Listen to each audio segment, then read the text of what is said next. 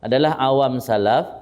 Apabila mereka belum mampu memandang apa yang telah kami sebut di atas, mereka bersabar di atas perilaku menyakitkan dari isteri karena menyaksikan oleh mereka bahawa sungguh manfaat isteri lebih banyak daripada melaratnya isteri.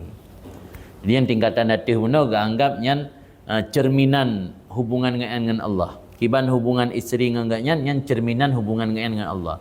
Yang urun derajat tinggi. Yang paling rendah di kalangan salaf, gak anggap ada orang yang hanapai kele manfaat. Kai jaga anak tu. Dari hana anak, kai pena anak tanya. Kai jaga. Dia kan je ibi baygon dia tayak tanya. Anak dia mantau bino. Lepas tanya tak minta rezeki. Tahu kamu meninggal. Kai pena baygon hana ibi asi. Kan je. Tapi hana ibi selamat. Nanti kele manfaat dengan bro.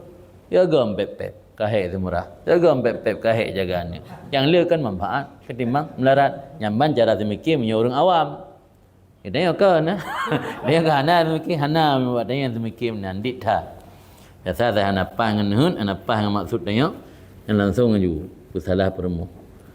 Yang orang zaman yang paling tinggi lagi yaitu benar paling rendah dia anggap annan naf'aha aksar min darariha. Manfaat urinang lebih daripada mudarat. Karena so bantu, karena so pengen detai, ada puan apa berapa.